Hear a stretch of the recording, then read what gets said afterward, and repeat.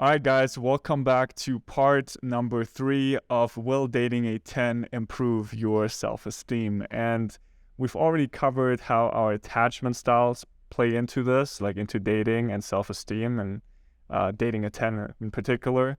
And then also this concept of being versus forcing things in life. Like, can forcing it really get us to the place that we truly want to be in? And that's the second part. So maybe we'll link all the other parts that came before this under this video. And what we want to discuss today is really looking at shame versus acceptance and really exploring how the shame that we've inherited, well, on the one hand, it's inherited from our parents and their parents, that was just passed down. But then also the shame that was developed for us in our childhood, in our conditioning and traumatic events, how that plays into dating and into self-esteem. So Leo, if I ask you the question, like, how would you say, like, dealing with fear, exploring your needs and breaking free from your parents and society's conditioning, how important is that when we ask the question, well, I want to build real self-esteem? Like, how much does that play into it? All right, super quick before we dive into today's content. If you are looking to become a truly high-value man, if you want to become the best version of yourself as a man, the highest potential you can possibly reach in this human form, and you also want to have amazing relationships with other people, with women in particular, if you want to learn how to have thriving, healthy, passionate, deeply fulfilling relationships, then don't forget to subscribe below this video, hit the notification bell so that whenever we post a new video, you will directly be notified. And also like this content if you enjoy it, right? If this resonates with you. And then don't forget to leave a comment, anything that you find valuable, anything you want to share from your own personal experience, post it below the video, and I'll be sure to check it out and respond to you. And then lastly, we do have an exclusive Facebook group, which is also linked somewhere below this video. Go check it out, join the Facebook group. I'll be doing exclusive live calls on there where I'll be sharing some of the most transformational tools that have helped me on my journey, that have helped Leo on his journey, and obviously a lot more stuff that I'll be discovering that I'll be sharing with you only inside the Facebook group. So without further ado, enjoy, and I'll see you there.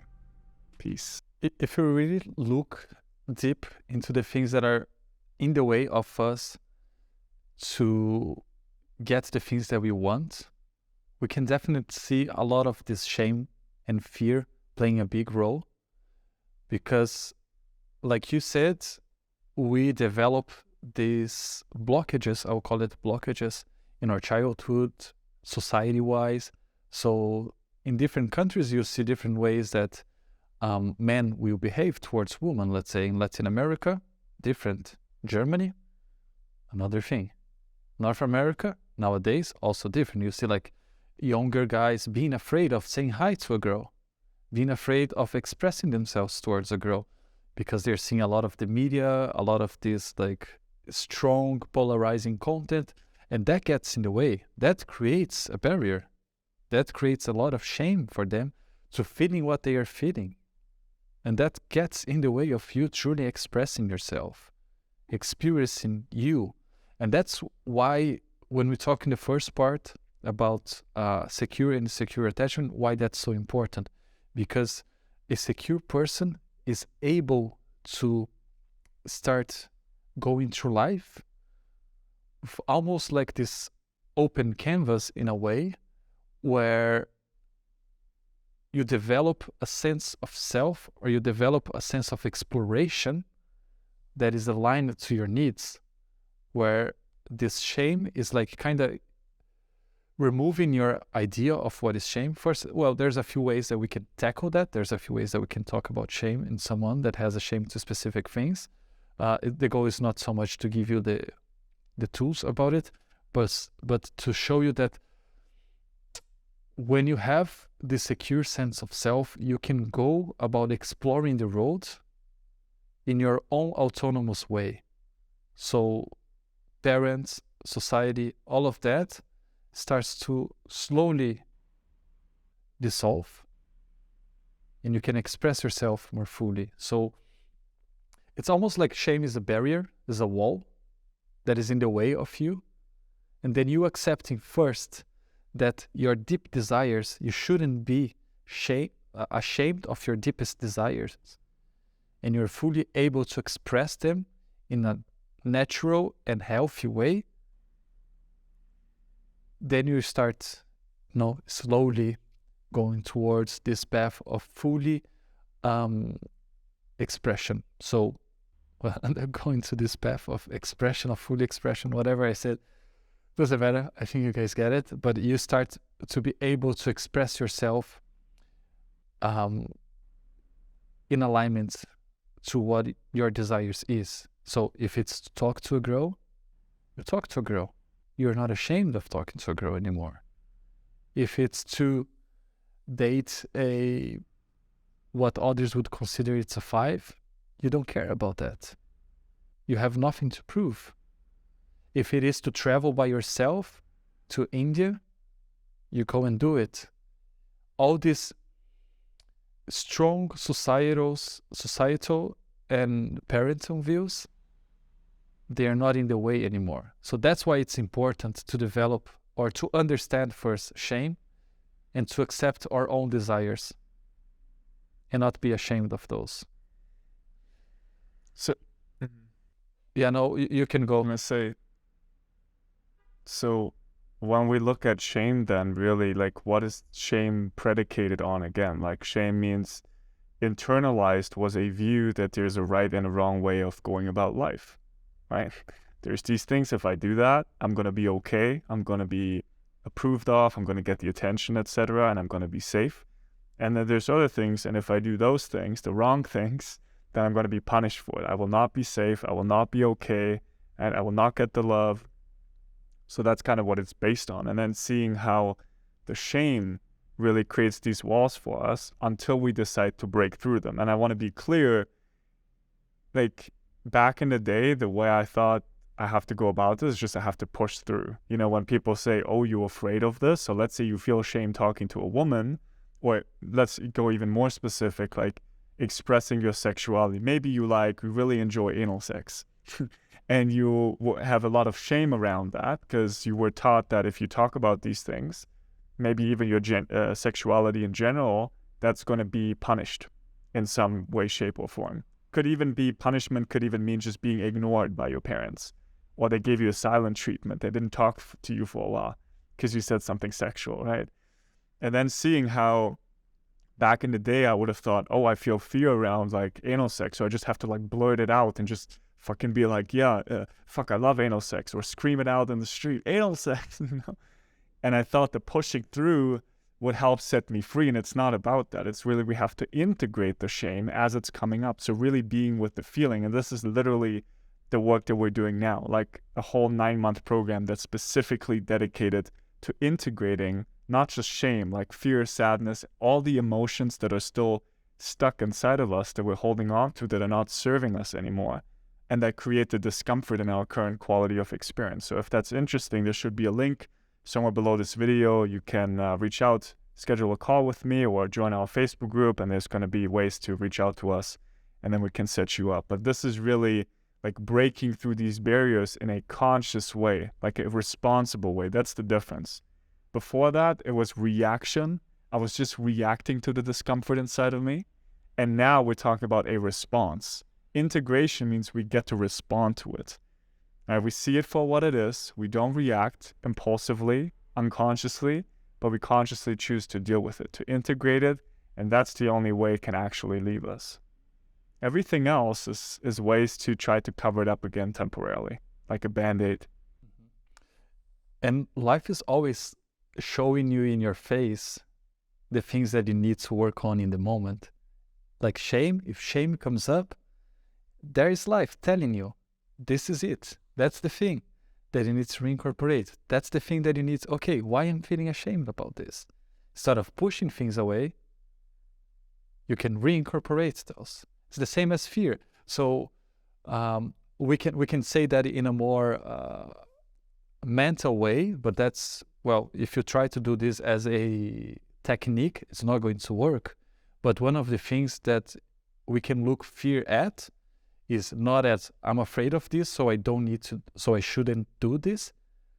But fear is actually telling you the things that you really, really want. So if you see a girl and you feel afraid of going and talk to her, there's a different way of seeing that, which is, oh, I'm really interested in this woman. So that's thing in your belly that makes you feel like anxious in the moment. It's not like anxiety anymore. It's like excitement, because like, wow, I am really interested in meeting this person. And then you go and meet that person. But it's not a technique. It's not, oh, whenever I feel afraid, I'm going to stop and look. No, this is not fear. This is excitement. And then you go, it's excitement. It's excitement. It's not like that.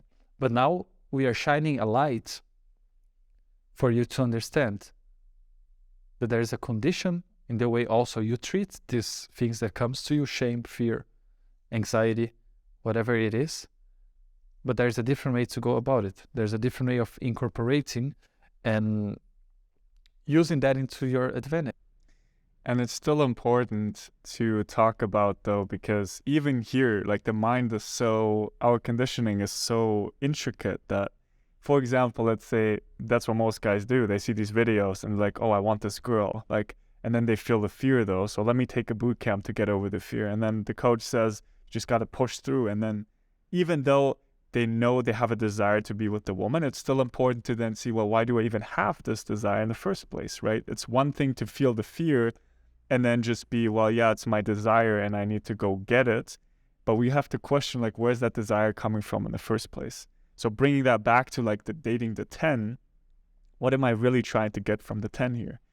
Because you might even feel shame around, like there might be shame around approaching the 10. Right? And it's like, why is it specifically that the 10s, like the really attractive women, the women that I really want in my life, why do I not have them in my life? Does that mean and then we come up with all these excuses again. Oh, I don't have like the perfect teeth. I don't have like, I'm losing my hair. It's my money. It's this and this, that. It's not these things. So what is that underlying, like what is preventing you? What's blocking you? What's making you feel unsafe to go and approach these 10s? What's keeping them out of your life?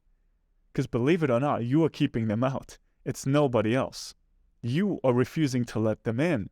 So what is it in you that is not letting them in? That you need to focus on. And to me, from my experience, that has everything to do with the integration of the stuff from our conditioning, our own traumatic experiences, like all that is stuck in our bodies, literally stuck in there. So until we start to let this come up, bubble up, and integrate it, we will keep pushing it down, keep pushing it down. It's not going to go away. The fear will keep coming back. The shame will keep coming back. And like you said, it's playing whack-a-mole. Like you maybe resolve it in one area, so you feel confident now approaching a girl at the grocery store because you've done it 1,000 times. But then all of a sudden you're in a school and you're like, oh shit, can I approach this girl? So it's like, boom, it pops up again. Now there's fear again. So it's like, if you want the permanent solution, if you want to stop playing whack-a-mole, right, with all this stuff, with all these uncomfortable emotions, then it's like time to say, okay, let me find a permanent solution to this. And a big part to that is the acceptance part. We first have to accept and see what's going on is valid. I am feeling anxious. I am feeling fearful. I am feeling angry. I am feeling ashamed. We even have shame around feeling these things, so we keep pushing the awareness of them away as well. So it's first to say it is okay to feel these things. Coming back to our human condition, this is what every human goes through in some shape or form. Even the hot girl that's a 10, right? She has ways where she feels ashamed, where she feels afraid, where she feels anxious, where she feels angry, whatever it is. We all go through it. So first we have to become very gentle and compassionate with ourselves and say, like, this is not a bad thing. The first step is the acceptance. It is just anxiety. It doesn't define us. It's not who we are. It's just another experience that we go through. And that can be really liberating because it means like, oh, I'm not an anxious person. No, it's just an experience. And it's just been reinforced by the triggers based on our conditioning and our own traumas. So it keeps coming up so that it can be integrated.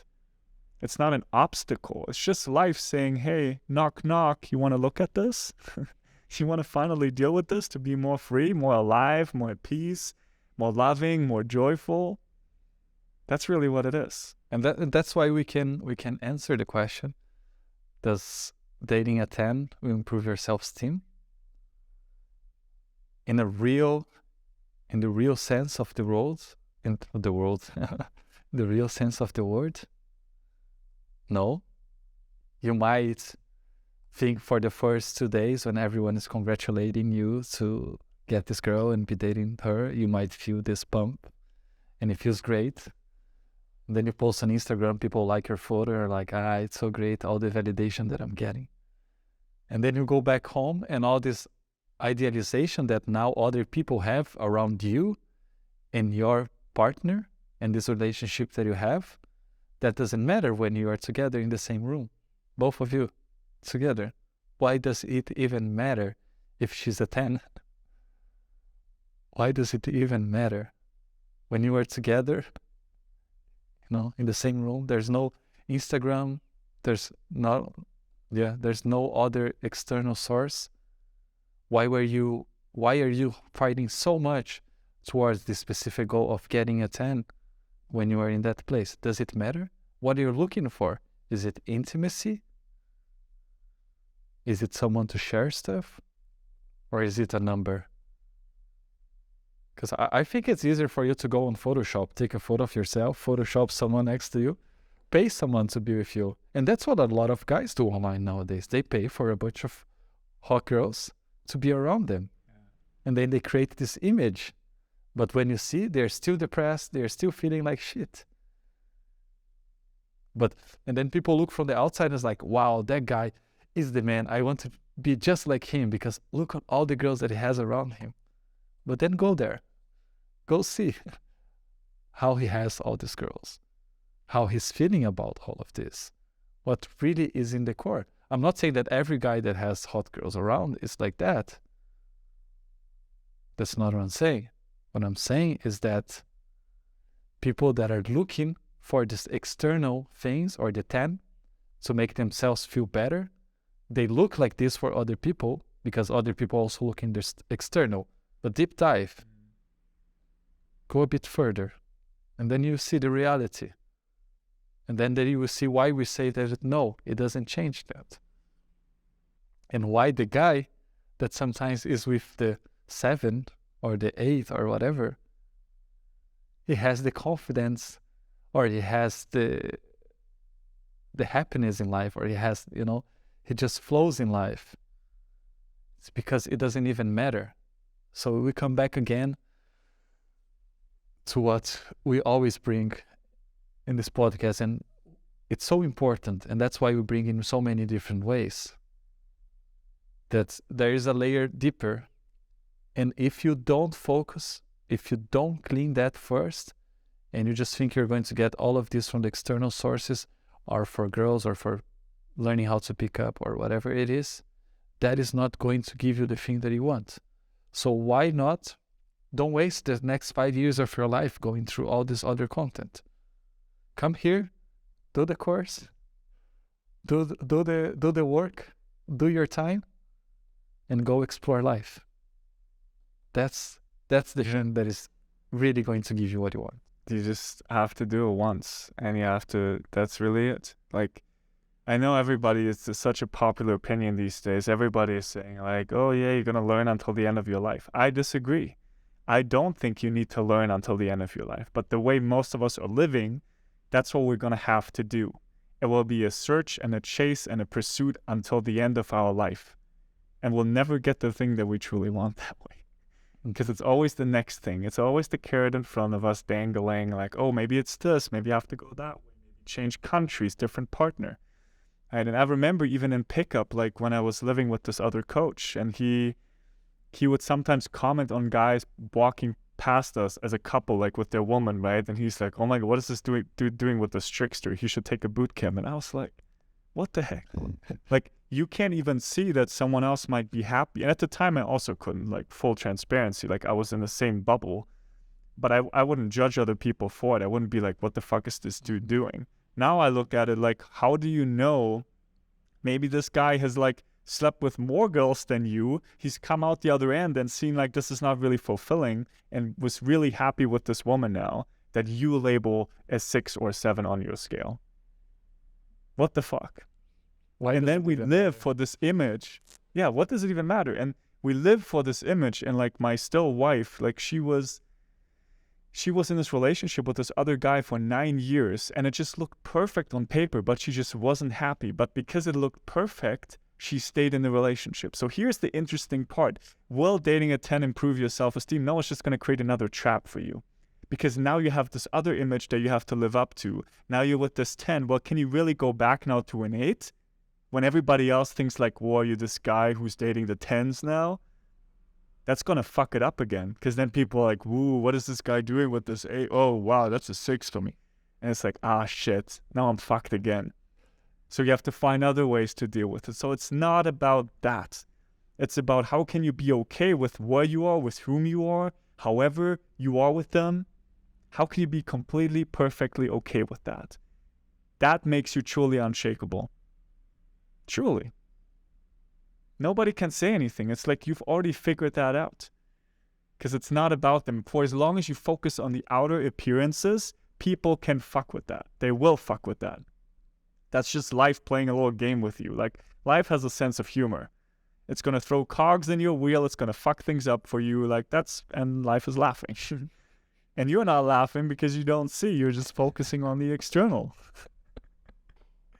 It's life saying, bro, dig a little deeper. Come on, man. How many times do I have to fucking knock here? God damn it. Happen. And then someone will come in the streets in front of you with a microphone and ask you, what do you regret in life? You know, those questions that they have. And then you can just look at him and be like, I don't know. Does it even matter? Yeah. What is there to regret if you live every single day, every single moment is exactly aligned with who you are? There's nothing to wish for. And that was a big one for me too. Back in the day, I would live with these guys, and on the weekends they would go out, or even if they had a date, and I would get jealous. I would envy them. I was like, I wish I had a date right now, because I still wanted the woman to fill the hole. And now I'm like, it's the weekend, it's Friday and Saturday, and people are going out. I'm just like, yeah, sure, go out. I don't. Do whatever the fuck you want. Like, it's your life.